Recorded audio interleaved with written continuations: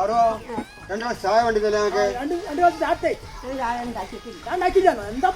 പഞ്ചസാരയും ചായപ്പൊടിയും വെള്ളമൊക്കെ ഉണ്ട്, സ്റ്റവും ഉണ്ട്, ഉണ്ടാക്കി കുടിച്ചോ. പണിയില്ലാത്തോണ്ടല്ലേ ഈ നേരത്തെ പോണത്. ആ പ്രിയദർശിനി ബസ് അവിടെ വരും, ആ നേരത്തെ എനിക്ക് പോണം, അല്ലെങ്കിൽ പിന്നെയും കാത്തിക്കണം അത് വരാൻ നേരാവാന്.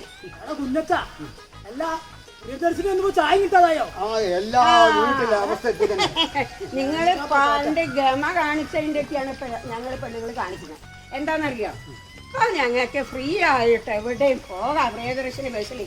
ഞാൻ എന്താ ചെയ്യുന്നതെന്നറിയോ, പ്രിയദർശിനി ബസ്സിൽ പോവും, തോന്നിയിടത്തേക്ക് പോവും. അപ്പം അവിടെ നിന്ന് കുറച്ച് സ്ഥലമൊക്കെ കണ്ടു കഴിഞ്ഞ് പ്രിയദർശിനി ബസ് ഇങ്ങോട്ട് വേറെ വരുമ്പോൾ ഞാൻ അതിൽ കയറി ഇങ്ങോട്ട് വരും. പണ്ട് ഞാനൊരു 5 രൂപ ചോദിച്ചു, ചേട്ടനപ്പം എന്താ പറഞ്ഞതെന്നറിയാ? എനിക്ക് ഓർമ്മയുണ്ട്, അവിടെ കുത്തിയിരുന്നിട്ട് വല്ല ചോറും കഞ്ഞിയൊക്കെ വെച്ചിട്ട് അവിടെ ഇരിക്കാൻ. അത് കുടിച്ചോ, ഞാൻ അരി കൊണ്ട് തരുന്നില്ല എന്നാ പറഞ്ഞു. എന്നെ ഒരു സിനിമയ്ക്ക് കൊണ്ടുപോകാൻ പറഞ്ഞു.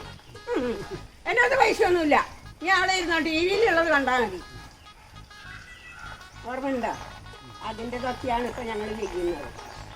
നേരം വെളുത്ത് അങ്ങനെ പോകും, എന്നിട്ട് കുറേ പെണ്ണുങ്ങളോട് സംസാരിച്ച് വേറെ ആൾക്കാരോടൊക്കെ സംസാരിച്ച് ബസ്സിന് പൈസ വേണ്ടല്ല വരും. എന്താ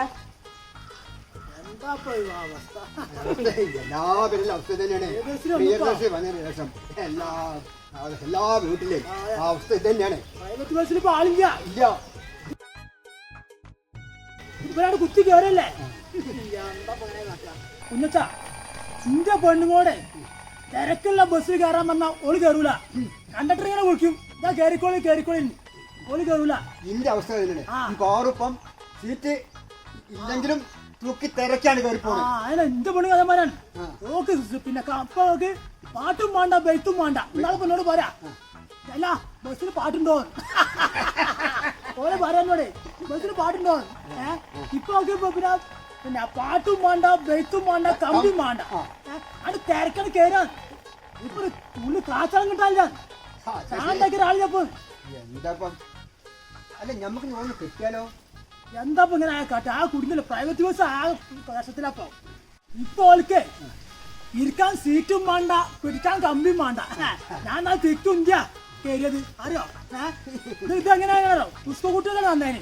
പുസ്തക കുട്ടികൾക്കും പ്രായമുള്ള സ്ത്രീകളുണ്ടല്ലോ, ഓർക്കത് നന്നതിന്. ഈ എല്ലാം പാടെ തിക്കത് കയറല്ലേ. എന്താ എങ്ങോട്ട് പിന്നെ ഈ രോഗം പോണത്? ഇങ്ങനെ പോയാലേ ആകെ കഴിഞ്ഞ നമ്മളെ കഥ. കാച്ചളം കിട്ടാതായി. അത് പേടിക്കണ്ടെന്ന് നമ്മൾ ചോറും ചായക്ക് ഉണ്ടാക്കാൻ ഞാൻ പഠിച്ചു. നിങ്ങൾ വരും, ഞാൻ ഉണ്ടാക്കി തരാം.